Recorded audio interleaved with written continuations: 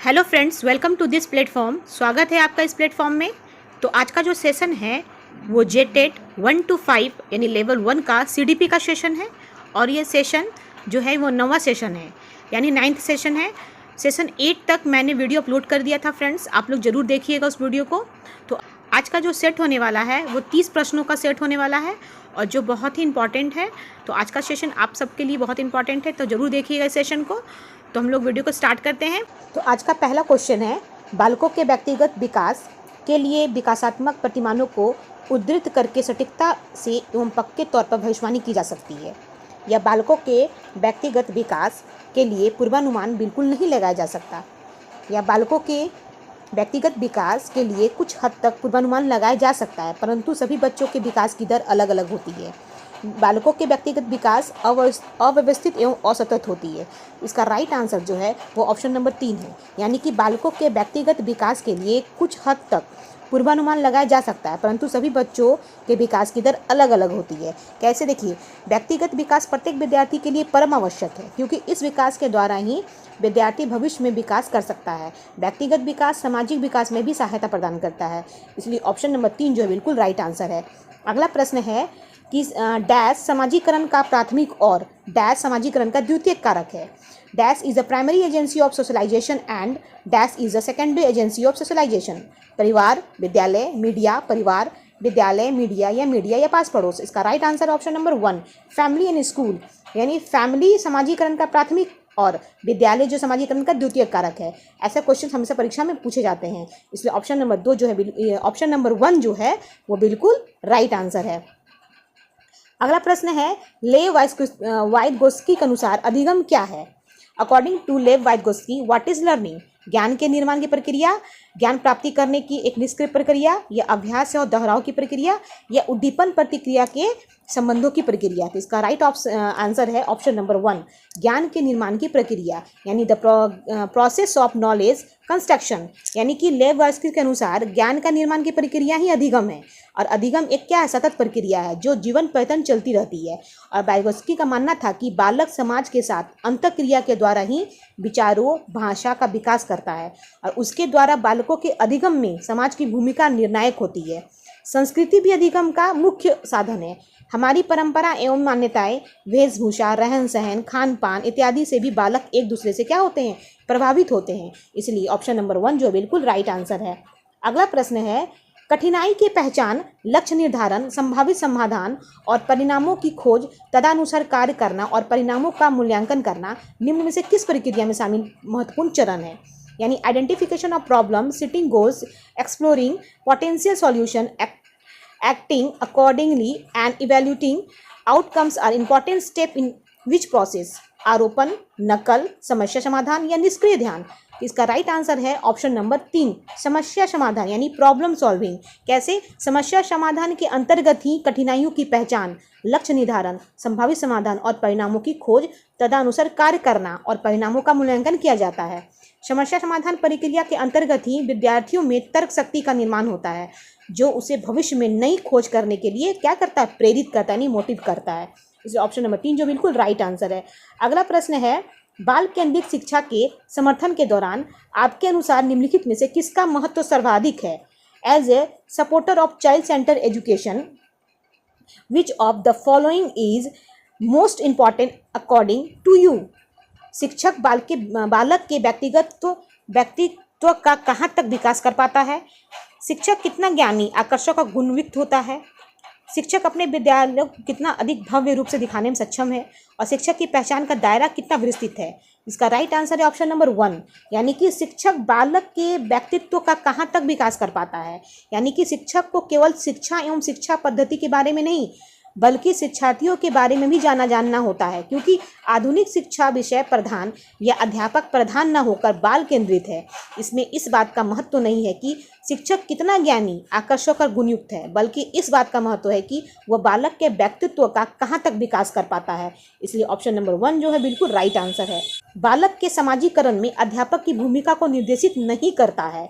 यहाँ बोल रहा है, which of the following does not describe the role of teacher in a child socialization? तो वह शिक्षा के द्वारा बच्चों में सामाजिक एवं सांस्कृतिक मूल्य पैदा करता है जो समाज एवं संस्कृति में मान्य होता है। समाजीकरण की प्रतिक्रिया यानी समाजीकरण की प्रक्रिया को तीव्र गति प्रदान करने के लिए शिक्षक बालक को माता पिता से दूर रखता है। वह स्कूल में खेल प्रक्रिया द्वारा सहयोग, अनुशासन, सामूहिक कार्य आदि सिखाकर समाजीकरण करता है। वह स्कूल में विभिन्न समाजीकरण योजनाओं के द्वारा बालकों को सामूहिक क्रियाओं में सक्रिय रूप से भाग लेने के अवसर प्रदान कर समाजीकरण करता है। इसका राइट आंसर होगा ऑप्शन नंबर 2। समाजीकरण की प्रक्रिया को तीव्र गति प्रदान करने के लिए शिक्षक बालक को माता पिता से दूर रखता है, क्योंकि यहाँ पे क्वेश्चन में पूछा है भूमिका को निर्देशित नहीं करता है। तो ऑप्शन नंबर 2 जो है वो बिल्कुल राइट आंसर है। यानी कि जैसे कि समाजीकरण एक ऐसी प्रक्रिया होती है जो नवजात शिशु को सामाजिक प्राणी बनाती है, ठीक है। और समाजीकरण की प्रक्रिया को तीव्र गति प्रदान करने के लिए शिक्षक का सर्वप्रथम कार्य यह होता है कि वह बालक के माता पिता से संपर्क स्थापित करके उसकी रुचियों तथा मनोवृत्तियों के विषय में ज्ञान प्राप्त करें और उन्हीं ही अनुसार उसे विकसित होने पर अवसर प्रदान करें। इसलिए ऑप्शन नंबर 2 जो है इस क्वेश्चन के अकॉर्डिंग बिल्कुल राइट आंसर है। अगला प्रश्न है, मीरा का अपनी सहेलियों के व्यक्तित्व एवं सामाजिक समायोजन सबसे श्रेष्ठ है। आपके अनुसार इसका कारण क्या हो सकता है? Meera has the best personal and social adjustment among his friend यानी हर friends. What could be the main reason for this? Meera बहुत अमीर घर से संबंधित रखती है। मीरा की माँ विद्यालय की प्रधानाचार्य है। मीरा पढ़ने में बहुत होशियार है। मीरा की भाषा बहुत आकर्षक है।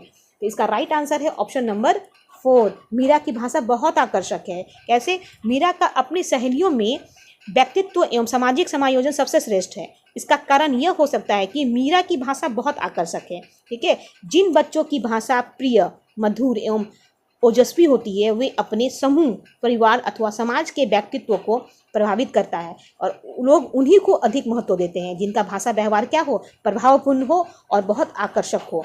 इसलिए ऑप्शन नंबर 4 जो बिल्कुल राइट आंसर है। अगला प्रश्न है, राष्ट्रीय शिक्षा नीति 2020 यह प्रस्तावित रखती है कि national education policy NEP 2020 propose that प्राथमिक कक्षाओं के बच्चों को उनके घर की या स्थानीय भाषा में पढ़ाया जाना चाहिए। प्राथमिक कक्षाओं में शिक्षा का माध्यम एक ही भाषा का ही होना चाहिए।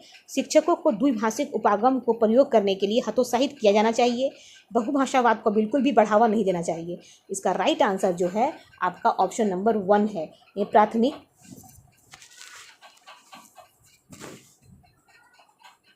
इसका जो राइट आंसर है उसका ऑप्शन नंबर 1 है। यानी प्राथमिक कक्षाओं के बच्चों को उनके घर की स्थानीय भाषा में पढ़ाना जाना चाहिए।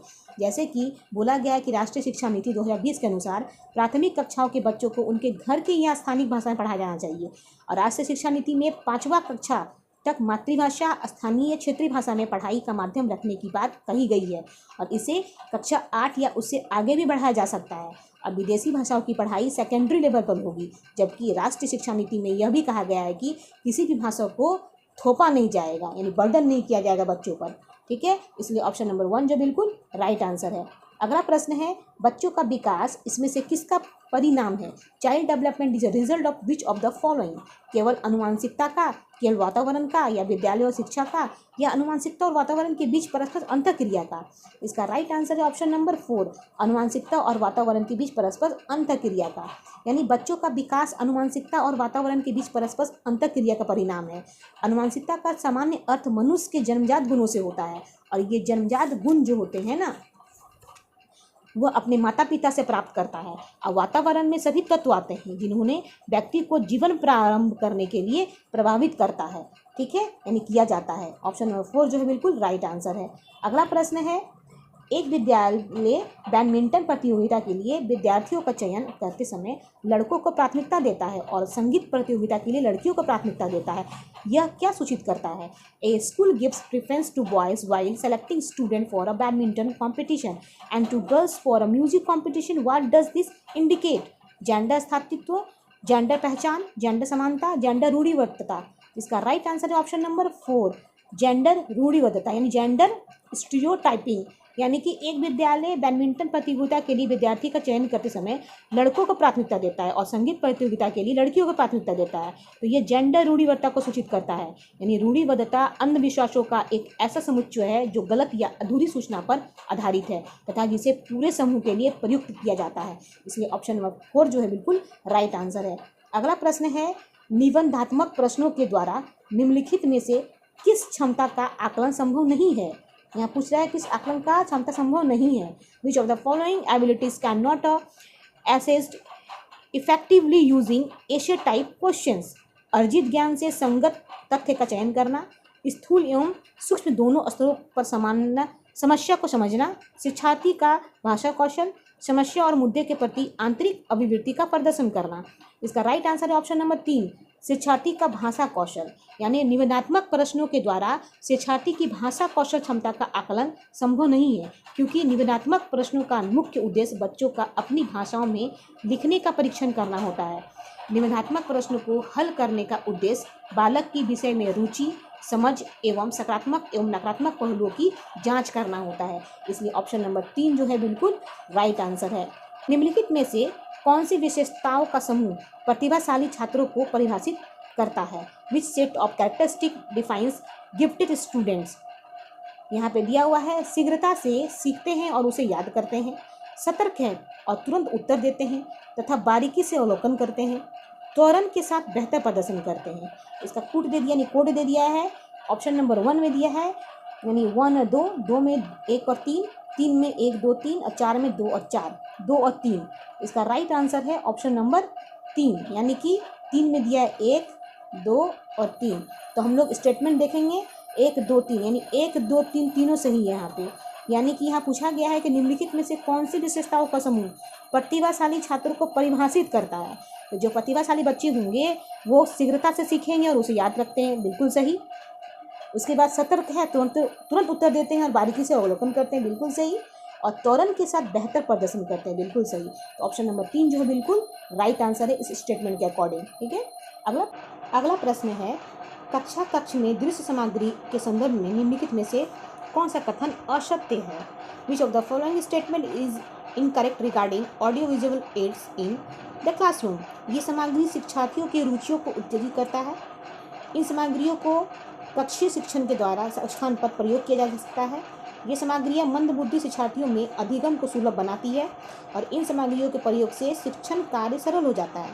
इसका राइट आंसर है ऑप्शन नंबर 2, इन सामग्रियों को कक्षीय शिक्षण के स्थान पर प्रयोग किया जा सकता है। यानी कक्ष में जिस सामग्री को कक्षीय शिक्षण के स्थान पर प्रयोग नहीं किया जा सकता। जिस सामग्री का तात्पर्य शिक्षण के उन साधनों से है जिनके प्रयोग से बालकों की देखने और सुनने संबंधी ज्ञानेंद्रिय सक्रिय हो जाती है और वे पाठ के सूक्ष्म से सूक्ष्म तक, कठिन से कठिन भागों को सरलतापूर्वक समझ सकता है। और इसके अंतर्गत सिनेमा, वृत्तचित्र, दूरदर्शन, नाटक इत्यादि आते हैं और जिस सर्व सामग्री कक्षा शिक्षण में सहायक हो सकती है। यानी कि यहाँ पे पूछा है कौन सा असत्य है, तो असत्य के अकॉर्डिंग ऑप्शन नंबर 2 जो है बिल्कुल राइट आंसर है। अगला प्रश्न है, सना ने अपनी कमीज का बटन बंद करने एवं कलम पकड़ना सीखने से पहले गिलास और बोतल पकड़ना सीख लिया। तो यह उदाहरण किस ओर संकेत करता है। Sana learn to hold a glass and bottles before learning to button her shirt or hold a pen. Which development principle does this exemplify. ठीक है, विकास एक आयामी है, विकास की दिशा शीर्षगामी है, विकास की दशा अधोगामी है, विकास का क्रम अनिश्चित है। इसका राइट आंसर है ऑप्शन नंबर 3, विकास की दिशा अधोगामी है। यानी कि सना द्वारा अपनी कमीज का बटन बंद करने एवं कलम पकड़ने सीखने से पहले गिलास और बोतल पकड़ना सीखना विकास की दिशा अधोगामी होने का संकेत करता है। ठीक है, इसे ऑप्शन नंबर 3 जो बिल्कुल राइट आंसर है। अगला प्रश्न है, शैक्षणिक कार्यों में बच्चों द्वारा की गई त्रुटियों को समझना निम्न में से क्या है। Understanding childrens error in academic task is केवल विद्यार्थियों की बौद्धिक क्षमताओं का आकलन करने में प्रासंगिक हो या शिक्षण प्रक्रिया में केवल शिक्षक की दक्षता का पता लगाने के लिए प्रासंगिक हो। शिक्षण के साथ साथ सीखने की प्रक्रिया को समझने के लिए प्रासंगिक हो और यह शिक्षण या सीखने से संबंधित किसी भी क्षेत्र के लिए प्रासंगिक नहीं है। तो इसका राइट आंसर है ऑप्शन नंबर आपका 3। शिक्षण के साथ साथ सीखने की प्रक्रिया को समझने के लिए प्रासंगिक है। यानी कि यहाँ पूछ रहा है कि शैक्षणिक कार्यों में बच्चों द्वारा त्रुटियों को समझना निम्न में से क्या है। तो ऑप्शन नंबर 3 जो है बिल्कुल राइट आंसर है। यानी कि शैक्षणिक कार्यों में बच्चों द्वारा की गई त्रुटि को समझना शिक्षण के साथ साथ सीखने की प्रक्रिया को समझने के लिए प्रासंगिक है। शिक्षक त्रुटियों को समझकर उन्हें सुधारने की कोशिश करता है ताकि विद्यार्थी शिक्षण प्रक्रिया में सक्रिय होकर विषय को और ध्यानपूर्वक समझने का प्रयास करें। किसी भी शिक्षण प्रक्रिया को उत्कृष्ट बनाने के लिए त्रुटियों को समझना अति आवश्यक होता है। ये त्रुटियों को जानकर ही उसमें क्या किया जाता है, सुधार किया जा सकता है। इसलिए ऑप्शन नंबर 3 जो है बिल्कुल राइट आंसर है। अगला प्रश्न है स्कूलिंग है। स्कूलिंग इज एक ऐसी प्रक्रिया है जिसमें चेतन रूप से मूल्य ज्ञान तथा कौशलों को बच्चों में एक औपचारिक स्थिति की रूपरेखा के अंतर्गत प्रदान करने का प्रयत्न किया जाता है। एक ऐसी प्रक्रिया है जो जीवन भर चलती रहती है और इसके अंतर्गत ज्ञान, अनुभव, कौशल तथा अभिवृत्तियों सभी आती है। ये एक ऐसी प्रक्रिया है जिसके द्वारा अभ्यास अथवा अनुभव के आधार पर व्यवहार में परिवर्तन संभव होता है। एक ऐसी प्रक्रिया जिसका उपयोग मानव व्यवहार में अविष्ट परिवर्तन लाने के लिए किया जाता है। इसका राइट आंसर जो होगा वो ऑप्शन नंबर आपका 1 होगा। यानी कि स्कूलिंग एक ऐसी प्रक्रिया होती है जिसमें चेतन रूप में मूल्य, ज्ञान और कौशलों को बच्चों में एक औपचारिक स्थिति की रूपरेखा के अंतर्गत प्रदान करने का प्रयत्न किया जाता है। यानी कि इसमें क्या होता है ना, स्कूल हमारी शिक्षा का एक अभिन्न अंग मात्र माना जाता है, ठीक है। और विद्यालयों द्वारा कुछ ऐसे विशेष क्षेत्रों में सुविधाचारित एवं क्रमबद्ध प्रशिक्षण प्रदान किया जाता है जो अन्य लोगों की जीवन प्रक्रिया या अनुभव द्वारा प्राप्त न किया जा सके। यानी कि यहाँ पे ऑप्शन नंबर 1 जो बिल्कुल राइट आंसर है। अगला प्रश्न है निम्नलिखित में से कौन सा उद्देश्य सतत एवं व्यापक मूल्यांकन को निर्देश नहीं करता है। Which of the following is not a object of continuous and comprehensive evaluation यानी CCE। यह मूल्यांकन शिक्षा प्राप्ति के बाद किया जाता है। बोधात्मक, मनोप्रेरक और भाषात्मक कौशलों के विकास में सहायता, सीखने की प्रक्रिया पर बल देना और याद रखने पर बल नहीं देना, अध्यापन और अधिगम प्रक्रिया को छात्र केंद्रित कार्यकलाप बनाना। तो इसका राइट आंसर है ऑप्शन नंबर 1। यह मूल्यांकन शिक्षा प्राप्ति के बाद किया जाता है। यानी कि सतत और व्यापक मूल्यांकन का अर्थ छात्रों के विद्यालय आधारित मूल्यांकन की प्रणाली में है जिसमें छात्रों के विकास के सभी पक्ष शामिल है और यह एक बच्चे की विकास प्रक्रिया है जिसके दोहरे उद्देश्यों पर बल दिया जाता है। अधिगम मूल्यांकन शिक्षा प्राप्ति के बाद ही किया जाता है। इसलिए ऑप्शन नंबर 1 जो है बिल्कुल राइट आंसर है। अगला प्रश्न है निम्नलिखित में से कौन सी व्याख्या हावर्ड गार्डनर द्वारा प्रतिपादित तार्किक गणितीय बुद्धि का आलेख करती है। यानी कि which descriptions depicts logical mathematical intelligence proposed by Howard Gardner. तो इसका राइट आंसर होगा, पहले ऑप्शन पढ़ लेते हैं, मानवीय अस्तित्व के मामलों पर सोचने का सामर्थ्य एवं संवेदनशीलता, ध्वनि एवं ताल के प्रति संवेदनशीलता, स्थानों के पैटर्न को पहचानने या उनमें फेरबदल करने की क्षमता, समस्याओं के तर्कपूर्ण तरीके से विश्लेषण करने एवं मामलों की वैज्ञानिक दृष्टि से विवेचन करने की क्षमता। इसका राइट आंसर है ऑप्शन नंबर 4, समस्याओं के तर्कपूर्ण तरीके से विश्लेषण करने एवं मामलों की वैज्ञानिक दृष्टि से विवेचन करने की क्षमता। यानी कि यहाँ पे बताया गया है कि समस्याओं के तर्कपूर्ण तरीके से विश्लेषण करने एवं मामलों की वैज्ञानिक दृष्टि से विवेचन करने की क्षमता हावर्ड गार्डनर द्वारा प्रतिपादित तार्किक गणितीय बुद्धि का क्या है, आलेख करती है। इसके अतिरिक्त इसमें जानकारी को वर्गों एवं श्रेणी में बांटना, कारणों की लंबी कड़ी को लेकर अनुक्रम बनाना, प्राकृतिक घटनाओं के बारे में प्रश्न एवं विस्मय करना, जटिल गणितीय गणनाएं तथा ज्यामितीय आकारों के साथ कार्य करना आदि शामिल किया जाता है। इसलिए ऑप्शन नंबर 4 जो बिल्कुल राइट आंसर है। अगला प्रश्न है निम्नलिखित में से कौन सा सिद्धांत छात्रों के व्यवहार को वांछित स्वरूप तथा दिशा प्रदान करने में शिक्षकों की सहायता करता है। Which learning theory helps teacher is giving desired shape and direction to students behaviour. अंतर्दृष्टि सिद्धांत, प्रयास एवं त्रुटि सिद्धांत, अनुकरण सिद्धांत, अनुभवजन्य अधिगम सिद्धांत। इसका राइट आंसर है ऑप्शन नंबर 2, प्रयास एवं त्रुटि सिद्धांत, ट्रायल एंड एरर थ्योरी। इसमें बताया गया है कि थॉर्नडाइक का प्रयास एवं त्रुटि सिद्धांत शिक्षक को विद्यार्थियों के व्यवहार में उचित परिवर्तन लाने एवं उन्हें दिशा प्रदान करने में सहायता करता है। प्रयास एवं त्रुटि सिद्धांत से शिक्षक विद्यार्थियों की गलतियों को बार बार अभ्यास के माध्यम से सुधार करता है। अतः साथ ही साथ वह दोहराने की प्रक्रिया को विद्यार्थियों के व्यवहार में एक नई दिशा दे सकता है। इसलिए ऑप्शन नंबर 2 जो है बिल्कुल राइट आंसर है। अगला प्रश्न है, निम्नलिखित में से कौन सी रणनीति कक्षा में व्यक्तिगत मतभेदों को पूरा करने के लिए प्रभावी नहीं है? यहाँ पूछ रहा है प्रभावी नहीं है। Which strategy is not effective for addressing individual differences in a classroom? अपने मौखिक एवं गैर मौखिक संचार का विचार करना, मतभेदों को पहचानने और सम्मान करना, विविध शैक्षणिक मतभेदों का प्रयोग करना, छात्रों की कमियों को पहचानने और उन्हें ठीक करें यानी समानीकरण करना।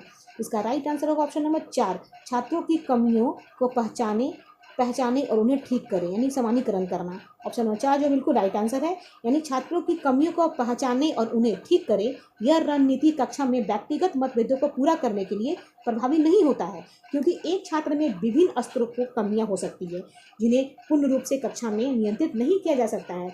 इसके साथ ही इसके माध्यम से व्यक्तिगत मतभेदों को भी पूर्णतः ठीक नहीं किया जा सकता है। इसलिए इस क्वेश्चन के अकॉर्डिंग ऑप्शन नंबर 4 जो है बिल्कुल राइट आंसर है। अगला प्रश्न है, छोटे बच्चे ज्ञान की संरचना को यानी ज्ञान की संरचना और अर्थ किस प्रकार निकालते हैं? How do young childrens construct knowledge and derive meaning? सक्रिय अन्वेषण द्वारा, खेल द्वारा, पदार्थों पर क्रिया और प्रयोग द्वारा, सहपाठियों और वयस्कों संग सहभागिता द्वारा। यानी इसमें ऑप्शन नंबर 1 में 1 और 3 दिया है, 2 में 1 3 4 दिया है, 3 में 1 2 3 और 4 में 1 2 3 4 दिया है। इसका राइट आंसर जो होगा ऑप्शन नंबर 4 होगा, यानी कि 1 2 3 4 चारों उसमें देखा गया। यानी कि बोला गया है कि छोटे बच्चे ज्ञान की संरचना और अर्थ किस प्रकार निकालते हैं। कैसे निकालेंगे अर्थ? देखिए, प्राय छोटे बच्चे जो होते हैं खेल, पदार्थों पर क्रिया एवं प्रयोग द्वारा, सहपाठियों एवं वयस्कों संग सहभागिता द्वारा ही क्या करते हैं? सक्रिय अन्वेषण द्वारा ज्ञान की संरचना और अर्थ का निर्माण करते हैं। इस प्रकार वे विभिन्न नवीन सूचनाओं और अनुभव का संग्रह भी करते हैं, जिसके द्वारा उनमें वस्तुओं को पहचानने, ठीक है, विभेदीकरण करने, वर्गीकरण करने की क्षमता विकसित हो जाती है। इसलिए ऑप्शन नंबर 4 जो है बिल्कुल राइट आंसर है। अगला प्रश्न है, एक प्रगतिशील कक्षा में अधिगम in a progressive classroom learning is अंतःक्रिया एवं संवाद द्वारा होता है, शिक्षकों से अधिगमकर्ताओं द्वारा एक तरफा प्रसारण के रूप में होता है, निष्क्रिय अभिग्रहण द्वारा होता है, केवल अधिगमकर्ताओं की जिम्मेदारी है, इसमें शिक्षकों की कोई भूमिका नहीं है। इसका राइट आंसर है ऑप्शन नंबर 1, अंतःक्रिया एवं संवाद द्वारा होता है। यानी कि एक प्रगतिशील कक्षा में अधिगम अंतःक्रिया एवं संवाद द्वारा होता है। और प्रगतिशील शिक्षा में सीखने का स्वरूप सामाजिक होता है और इस प्रकार की शिक्षा को अधिक व्यवहारिक बनाने पर बल दिया जाता है। इसमें स्वयं करके सीखने पर बल दिया जाता है। इस प्रकार की शिक्षा प्रणाली में बालक की स्वाभाविक रुचियों को समझकर उनके लिए उपयोगी शिक्षा दी जानी चाहिए। इसलिए ऑप्शन नंबर 1 जो है बिल्कुल राइट आंसर है। अगला प्रश्न है, आर्थिक रूप से कमजोर वर्ग के विद्यार्थियों की शिक्षा के संबंध में शिक्षा का अधिकार अधिनियम 2009 के खंड 12 द्वारा निम्नलिखित में से किसकी सिफारिश की गई है? Regarding the education of economically weaker section EWS student section 12 of the right of education act RTE 2009 recommend केवल सरकारी विद्यालयों में दाखिला, निजी विद्यालयों में आरक्षण, केवल व्यावसायिक कक्षा का प्रावधान या उनके लिए अलग विद्यालय? तो इसका राइट आंसर है ऑप्शन नंबर 2, निजी विद्यालयों में आरक्षण। यानी कि आर्थिक रूप में से कमजोर वर्ग के जो विद्यार्थी की शिक्षा के संबंध में शिक्षा का अधिकार नियम 2009 के खंड 12 में निजी विद्यालयों में आरक्षण की सिफारिश की गई है। इस प्रकार का आरक्षण शिक्षा प्राप्त करने में समानता की भावना को प्रबल करता है, जिससे समान शिक्षा प्रदान करने का सपना साकार हो सकता है। और निजी विद्यालयों में यह आरक्षण आर्थिक आधार पर प्रदान किया जाता है। इसलिए ऑप्शन नंबर 2 जो है बिल्कुल राइट आंसर है। ठीक है, अगला प्रश्न है, निम्नलिखित में से कौन सी विशेषता हार्वर्ड गार्डनर द्वारा प्रतिपादित अंतः व्यक्तित्व बुद्धि का उल्लेखन करती है? Which of the following traits describes interpersonal intelligence proposed bye Harvard gardener? मौखिक एवं लिखित भाषा के प्रति संवेदनशीलता, ध्वनि एवं ताल के प्रति संवेदनशीलता, दूसरों के विचारों एवं इच्छाओं को समझने की क्षमता या खुद को समझने की क्षमता? इसका राइट आंसर है ऑप्शन नंबर 3, दूसरों के विचारों एवं इच्छाओं को समझने की क्षमता। यानी कि हार्वर्ड गार्डनर द्वारा प्रतिपादित अंतर व्यक्तित्व जो होता है बुद्धि दूसरों के विचारों एवं इच्छाओं को समझने की क्षमता से संबंधित है। और गार्डनर ने वर्ष 1983 में इस सिद्धांत का क्या किया था, प्रतिपादन किया था। इस सिद्धांत के अंतर्गत मानवीय क्षमता को समझने के लिए 7 आयामों की क्या की गई थी, चर्चा की गई थी। ये अंतर व्यक्तित्व बुद्धि मुख्य रूप से दो व्यक्तियों के मध्य बातचीत के द्वारा स्पष्ट रूप से महसूस की जा सकती है। इसलिए ऑप्शन नंबर 3 जो बिल्कुल राइट आंसर है। अगला प्रश्न है, निम्नलिखित में से अवधारणा से निरूपण का कौन सा क्रम बच्चों की संज्ञानात्मक क्षमताओं के उत्तरोत्तर विकास के अनुसार है। Which sequence of concept representation matches childrens cognitive development Werner stage. क्रिया आधारित, छवि आधारित, संकेत आधारित, या छवि आधारित, संकेत आधारित, या क्रिया आधारित। संकेत आधारित, क्रिया आधारित, या छवि आधारित, या संकेत आधारित, छवि आधारित, या क्रिया आधारित। इसका राइट आंसर होगा ऑप्शन नंबर 1, क्रिया आधारित, छवि आधारित और संकेत आधारित। यानी बच्चों की संज्ञानात्मक क्षमताओं के उत्तरोत्तर विकास का सही क्रम क्रिया आधारित होना चाहिए, छवि आधारित और संकेत आधारित होना चाहिए। यानी कि ऑप्शन नंबर 1 जो है बिल्कुल राइट आंसर है। इसमें क्या आता है, बच्चा क्रियाओं द्वारा सीखता है, ठीक है, छवि के द्वारा सीखता है और संकेत के द्वारा आधारित में सीखता है। इसका ऑप्शन नंबर 1 जो है बिल्कुल राइट आंसर है। अगला प्रश्न है, अभिकथन दिया गया है ए में और इसके रीजन में दिए गए हैं। तो अभिकथन ए में जो दिया गया है वो है, वह बच्चे जो उच्च आय वाले परिवार से हैं उन बच्चों से अपना दिन बहुत अलग बिताते हैं जो निम्न आय वाले परिवारों से हैं। यानी यहाँ पे बोला गया है अभिकथन में कि ऐसे बच्चे जो हैं जो उच्च आय वाले परिवार से आते हैं और उन बच्चों से अपना दिन बहुत अलग बिताते हैं जो क्या निम्न आय वाले परिवार से हैं। और इसका रीज़न दिया है कि बचपन की संकल्पना सार्वभौमिक नहीं है तथा बचपन में बहुत विविधता है, ठीक है। तो इसमें इसके कूट दे दिए गए हैं कि ए और आर दोनों सही है, आर ए की सही व्याख्या करता है। 2 में दिया है ए आर दोनों सही है लेकिन आर ए की व्याख्या नहीं करता है सही। ए और आर दोनों गलत, ए सही है लेकिन आर गलत है और ए आर दोनों गलत है, ठीक है। तो इसका राइट आंसर जो होगा ऑप्शन नंबर आपका 1 होगा। यानी कि 1, ए और आर दोनों सही है लेकिन आर जो है ए की सही व्याख्या करता है, ठीक है। कैसे, देखिए, वह बच्चे जो होते हैं ना जो उच्च परिवार वाले आय से आते हैं और जो निम्न परिवार वाले आय से आते हैं तो दोनों का जो दिनचर्या होता है, दोनों का अपना जो रहने सहने का ढंग होता है दोनों अलग अलग होता है। तो बिल्कुल राइट आंसर है, ठीक है। अभिकथन ए सही है और आर, बचपन की संकल्पना सार्वभौमिक नहीं है तथा बचपन में बहुत विविधता होती है। बात सही, बिल्कुल सही है, बहुत सारे डाइवर्सिटी पाए जाते हैं बचपन में, सार्वभौमिक नहीं होता संकल्पना। इसीलिए ए और आर दोनों सही है और आर ए की सही व्याख्या करता है। ऑप्शन नंबर 1 जो है बिल्कुल राइट आंसर है। अगला प्रश्न है, निम्न में से कौन सा सही सुमेलित युग्म है। Which of the following is a correctly matched pair Kohlberg stage of moral development. सजा और आज्ञाकारिता अभिविन्यास कानून तय नहीं है पर अपितु समाज की भलाई के लिए बदला जा सकता है। अच्छा लड़का और अच्छी लड़की की अभिविन्यास दूसरों के साथ भला बनकर अनुमोदन अर्जित करता है। कानून और व्यवस्था अभिविन्यास मानव अधिकारों के मूल्य के आधार पर नैतिक सिद्धांतों को स्वयं चुना जाता है। सामाजिक अनुबंध अभिविन्यास किसी क्रिया के भौतिक परिणाम वह निर्धारित करते हैं कि ये अच्छा है या बुरा। इसका राइट आंसर है ऑप्शन नंबर 2, यानी कि अच्छा लड़का और अच्छी लड़की का अभिविन्यास दूसरों के साथ भला बनकर अनुमोदन अर्जित करता है। कहने का मतलब है कि वह बच्चे, कहने का मतलब है यह बताया गया है कि अमेरिकी मनोवैज्ञानिक लॉरेंस कोहलबर्ग ने नैतिक विकास के सिद्धांत का प्रस्ताव दिया था और इस सिद्धांत के अनुसार अच्छा लड़का और अच्छी लड़की अभिविन्यास एक दूसरे के साथ भला बनकर अनुमोदन अर्जित करते हैं क्योंकि इस अवस्था के दौरान बच्चे के नैतिक व्यवहार का कारण स्वीकृति प्राप्त करना और दूसरे की बुराई से बचना होता है। इसी राइट आंसर है ऑप्शन नंबर 2। अगला प्रश्न है, भाषा एवं संप्रेषण अधिगम और सशक्तता को डैश कहा जाता है जो सामान्यतः मस्तिष्क में किसी प्रकार की क्षति से उत्पन्न होता है। Language and communication learning disability resulting from brain impairment is called dyslexia, dyscalculia, aphasia या डिसग्राफिया। इसका right answer option number 3 aphasia, यानी कि भाषा एवं संप्रेषण और सशक्तता को अफेजिया कहा जाता है।